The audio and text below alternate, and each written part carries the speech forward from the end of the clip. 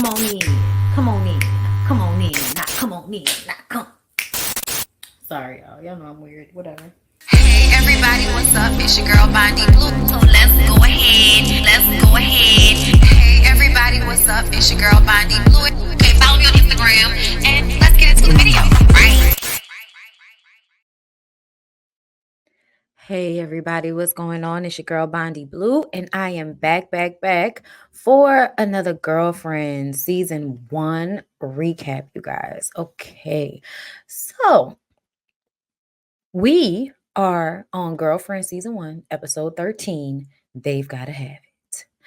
Yvonne is trying to force public displays of affection from William as they enter into his office. But he's like, we can't do all of that at my office. But she reminds him that it's okay for them to make out and do the nasty in the front seat of her squad car, even when she got a perp in the back.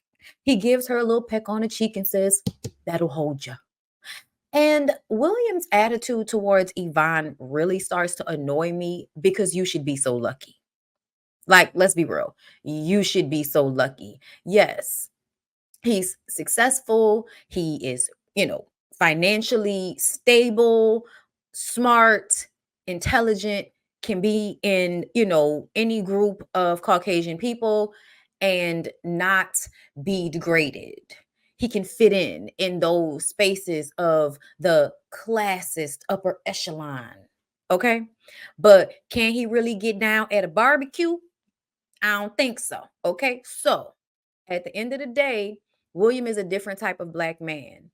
And he's the type of Black man that if we were being honest and real, he would probably have been dating preferences more so than women like Yvonne. Either way, still, William, you should be so lucky. Okay. Now, as I've said in previous recaps, he asked for a woman like Yvonne. He wanted a woman like Yvonne. And instead of enjoying her, accepting her as she is, he is picking away at her. Okay. And this is just one of those moments for me where there's like this imbalance where you should be so lucky to have this girl, this woman wanting to kiss you and show you affection in public. And you're trying to sun her as if, oh, she's just doing too much. Sir, you said you wanted a woman that wanted sex all the time. You said you wanted a strong woman. You said you wanted somebody that had the type of climb over a fence and chase somebody vibe that Yvonne had. And then you proceeded to complain about it throughout you guys' relationship. So William and Yvonne is something we are absolutely going to come back to because there's a lot that took place over the rest of season 1. Okay. So Yvonne lets us know that William has a big old dangling. And that doesn't surprise me because there are a lot of tall, goofy Black men that don't have the best hand-eye coordination, and they just have the biggest schlongs hanging down from their person. Listen, usually they don't know what to do with them. They don't have the rhythm that it takes to really be like getting that thing up out you with the schlong. Okay, so him having a big dick, while impressive, it's not doing much for me. It's about the energy. That's why they call it big dick energy, because it's more than just having a big dick. You got to have the energy to wield said big dick. Okay. So Joan is playing a game in front of the fire with Sean, and she goes to kiss him, and he kisses her on the forehead. A forehead kiss? What is this, the best man? Let me tell y'all something. From the very beginning, Sean has been breadcrumbing Joan. Joan has been putting forth more effort in this relationship the entire time. And this is just another example of that. Before he leaves, she says, Sean, good night. And she puts her face in the air and he just grabs her shoulders, tells her good night, and walks out. And walks out. Like, I was just like, why is he playing her like this? See, this was an issue for me, right? Because why couldn't Sean explain to Joan what his situation was? We could have had this sex addict conversation a while ago, but instead, you wanted to make Joan feel like she needed to work for your affection. I think it was intentional not to tell Joan what was going on at the beginning and to have her pining over him. I think Sean really enjoyed how thirsty Joan acts behind him. So anytime that he could breadcrumb her, anytime that he could make her feel insecure, he was going to do it. Now he's going to follow it up with something sweet, but it'll seem as if, the sweetness is just completely by accident. But see, uh, uh, uh, uh, uh, uh. I feel like he was very intentional about what he did not tell Joan, what he presented to Joan, and how he withheld affection from her at the beginning of their relationship. It's all breadcrumbing to me. It's all setting her up to continue the push and pull situation where she's giving and wondering why you're not giving back. When at the end of the day, if Joan was too thirsty for you, Sean, you could have blew her off. But no, you saw someone that you could use. You saw someone that was going to go up for you. Joan was chasing him around that museum. And I hate that. I hate that episode so bad because as a woman, I feel like no woman should be out here chasing a man. I think it's okay to let him know that you're interested, but after that, let him do the chasing. And if he's not going to do the chasing, he's not the guy because men will chase after the women that they want. So if they're not chasing you, they don't really want you. You're a placeholder. You're someone to take up time. You're someone that's good enough until they find what they're looking for. And even if they never find what they are looking for and they end up marrying you and being with you, they will find ways to get even with you because you're not the one that they really wanted. You're the one they had to settle for. Okay? So I don't like Sean. And I damn sure don't like the breadcrumbing. Okay? And I especially can't stand the way Joan always left herself out there to be played.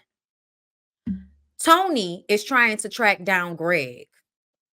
Child, we've all had a bummy ex that had amazing dick. And we really thought that because the dick was so amazing that we were supposed to be together. We've all had that ex. And I feel like Toni is going through the time period where, okay, I'm always looking for men with money, but I'm not finding what I want. So maybe I should revisit somebody that could make my toes curl and bend my back, even though he doesn't have my main requirement, financial stability. Okay. That's how you know that it wasn't going to work out because Toni's biggest thing is financial stability because she doesn't want to have to go back to Fresno. Okay. She doesn't want to go back to the farm. So if you don't have financial stability, you're not going to be who she wants ultimately. You're not going to make her happy ultimately because that's something that's important to her. And I think we socialize and not low key, we browbeat and bully Black women through media, through other family members. The socialization is that because Black people have not been able to obtain the wealth that other ethnicities of people have been able to obtain over the past 400 years, us coming from slavery and shit, and then, Reconstruction, and y'all constantly stealing and killing us and taking things that we own, land, farming, all of this stuff. Like, we know that the system of racism has made it so hard for Black people to obtain and hold on to wealth through generations. Okay. And because of this, people are always asking Black women to make allowances for when Black men are not meeting their criteria. The problem for this for me is that Black women have just as many issues to combat in workplace. They have just as many trials and tribulations to handle and go through. They have the same slavery, universal consciousness, being raped by everybody, trauma that Black men do. Okay. Of course, things are harder on men, but essentially, everybody is still having to gather what they have and do the best they can. Okay. So it annoys me when the Black women go to school, graduate from college, get good jobs, learn how to code switch and be what they need to be to get where they need to get. The funny part is, you know what it really is? Black women are able to humble themselves so they can accomplish a goal. Men will refuse to humble themselves to accomplish a goal. That's why whenever people try to humble Black women, I get aggravated and annoyed, because usually whenever Black women are successful in any way, shape, or form, they've already had to humble themselves to get where they are. It's just the fact of how we have to be in the workplace, especially as Black people, right? So if Toni wants a man that is on her same level, she should not be browbeat and bullied by the community to choose otherwise, because choose love. Look for men who have integrity and dignity and all. But it's like, at the same time, what you don't understand is, for a Black man, when you have obtained wealth, you have a lot of the components. You do. Because it's very hard to make it when you are African American. There are a lot of things put in place in the labyrinth to keep you from getting to a certain level. So if you get to that level, you've probably already had to have integrity of some sort, or at least be smart, be able to think quick on your feet, know how to fit in different environments. In order for a Black man to be successful in any kind of corporate America, he's already done some of the things that are required for someone to have a relationship. They have discipline. They can do what needs to be done and deal with bullshit on a job because they know the overall goal is to get where I'm trying to go, right? And this is something that William understands, right? It really is. So for me, with that understanding, continuing to make Black women feel like they need to go back and rethink not being in relationships with men who don't have any real ambition or don't have any get up about themselves, we need to stop doing that. Stop doing that. If the girls want a man with money because that's what they require and that's what they want, please stop trying to tell them they're wrong for wanting that, because they do that now on social media. This show is 20 years ago, and now they do that right now on social media. Everybody, and their old ass mama, Monique, and everybody else wants to have conversations about how the girls' expectations are too high. But a lot of the times, are we talking about how the women who have high expectations are only asking for what they're already providing for themselves? Because a lot of time, a lot of the girls, a lot of the women are asking for men to have what the women already have. It's not like it's a whole bunch of, as y'all like to call them, 304s looking for, men we money. Like, no, that's a situation. It is. But if you're a man of a certain caliber, you shouldn't even be in the vicinity of those women. To keep it a buck. Okay? Girl, deeper conversations. We can always go deep on it. You know what I'm saying? But let's go back. Toni is looking for Greg because she's looking for that dick. Okay? Greg is a broke bartending artist, and she basically hires him, calls the job service that he works for as a bartender, and hires him to come to her house. That is prostitution. She was paying for dick. Uh-huh. Toni got Joan some new panties for her to wear with Sean, but she goes on about how they have only held hands twice, and she doesn't think that he's that into her. Girl, follow that feeling. If she would have followed that feeling, she wouldn't have continued to get her feelings hurt and her face cracked by Sean. But girl, let's keep going. Maya thinks that Sean must be gay because, like, Maya is your resident.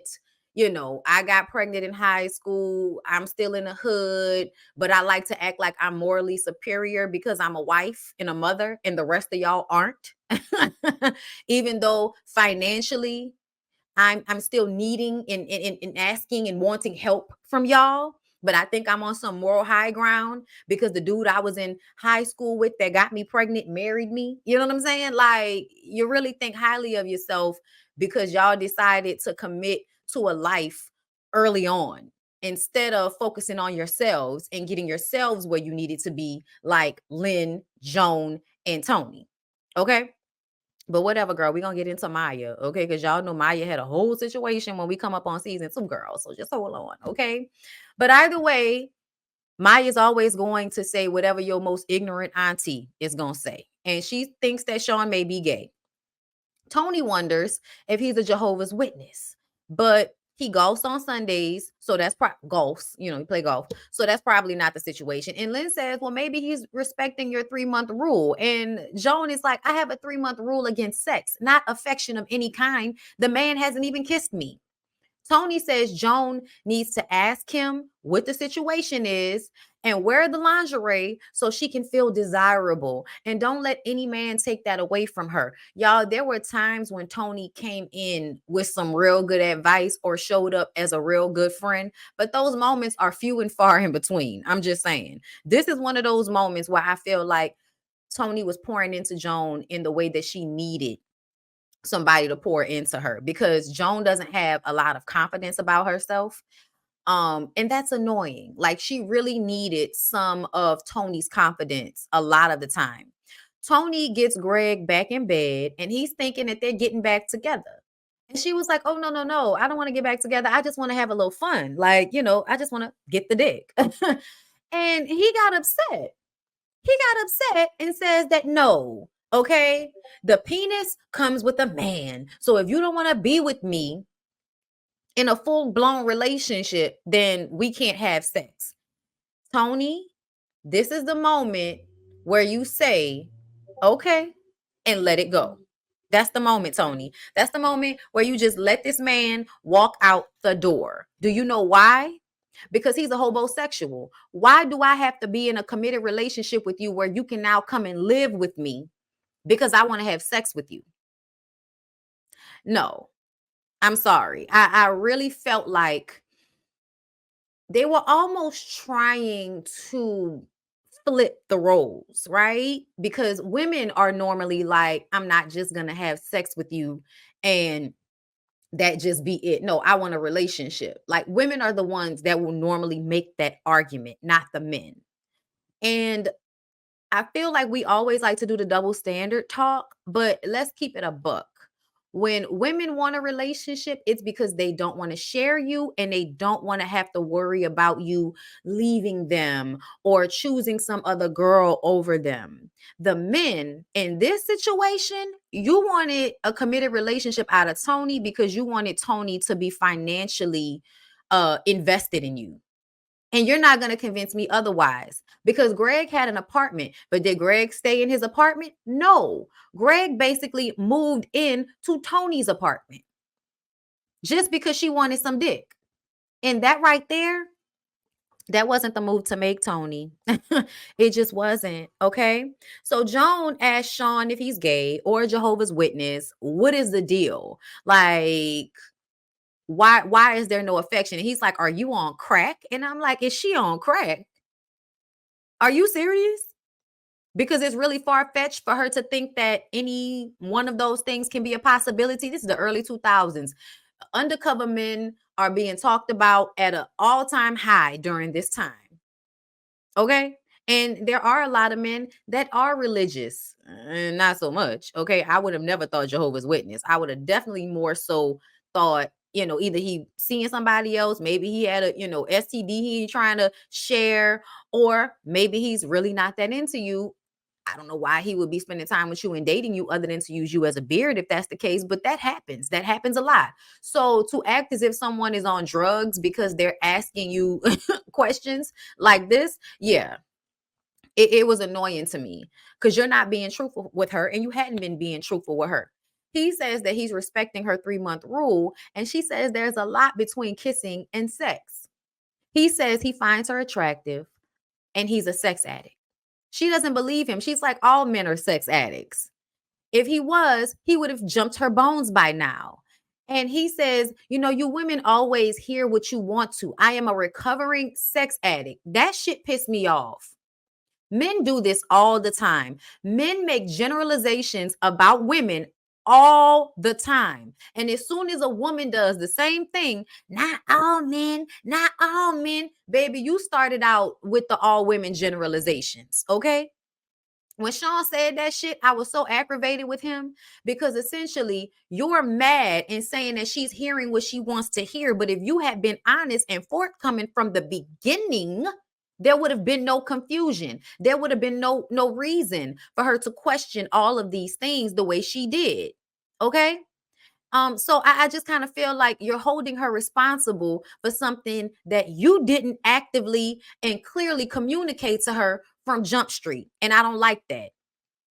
If you would have communicated, y'all wouldn't have been in this situation. So don't be sitting up there getting mad at Joan because Joan is having a hard time digesting that a man who's saying he's a sex addict who also has not tried to have sex with her. As a woman, I totally understand. We are so used to men coming at us all the time that when they don't, we think something's wrong. That's not because, oh, we're insecure. No, it's because most men move the same way. So when you get used to them moving a certain way, you become accustomed to that. That's really all it is. Like, because he was like, she's basing her self confidence on whether he jumps her bones or not. And I'm like, is that her fault? Is that her fault in a society where men are constantly hounding women for sex all of the time, trying to trick them out their coochie all the time? And you're the man that's interested in her and you're not doing the same thing as other men have done because you've done it so much your dick is tired, and now it's her fault because she doesn't understand your very specific circumstances that you never explained. Child, get Sean away from me with this. Okay? He leaves like Joan did something wrong because she doesn't understand what it means for him to be a sex addict. Joan takes it to her girls and she reads up on sex addicts and what their issues are. And it's serious. Okay. For one, they have multiple partners or affairs. For two, they pay for prostitutes and sex workers. Hello, Neo. Number three, they masturbate excessively. Number four, they use sexually explicit phone lines. Well, now that we're older, I think people still do like, sex phone lines and all of that type of shit like they used to do back in the day, girl. I don't know. But that's what it feel like. It feel like that might still be a thing to this day. But in social media, that just means you sending dick pics to people and telling them to send pictures of their coochie to you. Then you're also engaging in masochistic sexual acts, such as inflicting pain on others. And Lynn is sitting up there like, child, I didn't check all these boxes. Maybe I'm a sex addict. Joan, maybe I need to come with you down to that boy's meeting. Okay. Joan says, if this is the only thing wrong with him, she can deal with it. Joan, that's that's not the only thing that's wrong with him, but it's not a small thing. And the fact that you are reading that this man is out here like this, multiple sex partners, masturbating excessively, paying prostitutes and sex workers, engaging in masochistic sexual acts, like all of these things should let you know that he doesn't know how to have healthy sexual relationships with women that he's in romantic partnership with. And you think that's a small task? You think that's something small? That's not small, Joan.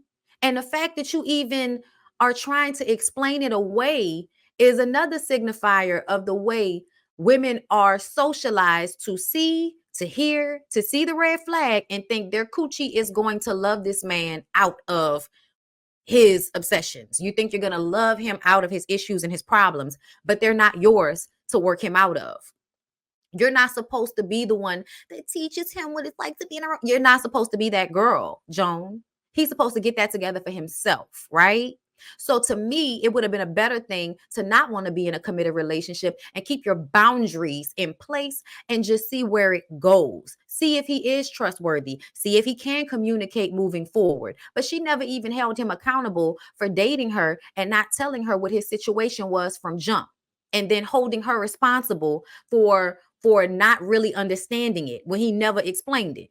You have no idea what you're getting yourself into. You just want a man so bad. And that's so sad. Maya tells her she needs to leave him. Maya giving good advice. Okay.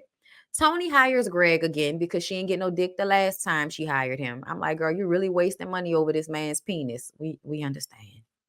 We not gonna judge you. Yeah, we are, but we still understand. He's playing hard to get. She wants him with money, but he's not about that. He's about his art and what he has to say. And she's like, okay, so what do you have to say? And he says he loves her. She's surprised he still loves her. She still loves him because he knows who he is. And now Toni is dishonoring herself by dating a man who doesn't have the same goals as she does because she wants the dick. That's really what this was about. That man said he's not about money, he's about his art, which is such bullshit to me. That's what he's telling himself so he doesn't have to rise to the occasion of where you need a man to be in order for you to be good. So instead of leaving him where the fuck he at, you lower your expectations. Now, in future episodes, we see that eventually Greg gets on, he's getting married, and it seems as if money becomes a factor for him at that point, which lets you know whenever these men in their early 20s and shit, you know, these in their 20s and they struggling, they really want to put it out there that money is not the most important thing, whether they're doing hotep my art and you know the culture and all of that bullshit. But we live in a society where money is required to live. It's required. If you don't have it, then you often feel inadequate. So instead of trying to get it, you decide you just want to be, oh, I'm not about the money, which is just bullshit. It's bullshit and it's a cop out. It's a cop out until you can't be broke anymore. And then you're going to then be worrying about money like Toni is. Maybe not to the same extent. But what Toni is asking for is something that any woman should be asking for. No woman should be okay with being with a man that allows for her to pay for everything because he's about his art. If you don't go get a damn job, if you don't figure out a way to turn your art into a profit for real, you can have art that really means something to you that has deeper meaning. And then you can have art that you put in people's restaurants and their businesses so that you can fund your lifestyle. It's a cop out to me. But anyway, you know, Toni dishonors herself so she can get the dick. Girl, we understand. Joan shows up for Sean's sex addiction meeting. He says for the first time in a long time, he's had sexual feeling tied to an emotional one. He lost 3 jobs, his wife, his dogs, his Benz, and time because of his addiction. So Sean was married and Sean slept with almost 300 women that he did not know. When Joan heard that, she got up and she walked out of the AA meeting. And you can tell that he was hurt, right? He's discussing that this is a victory for him to get to this point. And she's there to support him. And then it's too much and she walks out. But see, that's just the thing. She wasn't supposed to find that out in that meeting, Sean. So honestly, your hurt feelings, I don't give a fuck about. She shouldn't have found that out in a room full of people. That's why she walked out. And she should have walked out because you should have sat down with her in front of that fire and had the conversation with her about who you are, your life, and what has happened. But instead, you breadcrumbed her. And when she didn't respond the way you wanted her to respond, you judge her. It's insane. It's insane. Okay. So William is mad at Yvonne for telling Maya and Joan that he has a big dick. He says Maya and Joan are laughing at him and calling him Big Willie as if that's a bad thing. You're known for having a big dick. I know you're not used to Black culture at this point, William, but that's not a bad thing, sir. Anyway, Yvonne threatens to fix it with violence because y'all know Yvonne is a cop and will fix any and everything with violence. He says if she doesn't stop telling people, he's going to cut her off. Maybe she needs to learn a lesson. He's always trying to teach Yvonne a lesson as if she's a damn child, and I don't really like it. And she plays the role for him, you know, I've learned my lesson, you know. And I didn't really like that because, like, as a grown woman, handle your shit like a grown woman. Like, dude, I understand that you don't want me to talk about our sex life with people. Okay, cool. But don't you ever threaten me with withholding sex. Like, and trust me, men do that. Men will withhold sex from women in order to get whatever response they're trying to get out of the woman. I knew about a man who will withhold sex from his woman to control her. Okay. She wanted it and he doesn't want to give her what she wants, so he withholds it. Yeah, I don't get it, but men definitely do that. She says fine. And then a moment later he asks, has she learned her lesson? And she says yes, like a child, and they run off to have sex. This is cute and funny and everything, but all of this is problematic. It just is. Okay. So Sean goes to see Joan because he's upset she left the meeting. She says she thought she could handle it, but 300 women, that's a lot. And she doesn't know how he thought she was supposed to handle it. And he says the way he handles her baggage. Her baggage, her 3-month rule, which is controlling. Her 3-month rule is not controlling. Her 3-month rule is a way to protect herself from men who only want to use her for sex. You know, men like yourself. Are you serious? You're a sex addict that has had sex with multiple women that you did not know. And so, in order to not be one of the women that are getting smashed and passed, you have a 3-month rule to force a man to get to know you and become mentally and emotionally invested. So, when he does have sex with you, he doesn't just run off. That's the point of the 3-month rule. That's what it is. It's also so that you can know a person, because women have to be careful about who they share their bodies with, because sex you think you want can turn into sex that you don't want. Her 3-month rule is not about controlling, it's about protecting. And the fact that you even phrased it that way, I would have called a red flag on that. Y'all, I really don't like Sean. And then he says she bashed her self esteem. I'm sorry, or she was measuring her self esteem off of how quickly he tried to get her into bed instead of the conversations and time spent listening to her. Sir, if you really cared about her and that time was so quality, then you would have shared with her.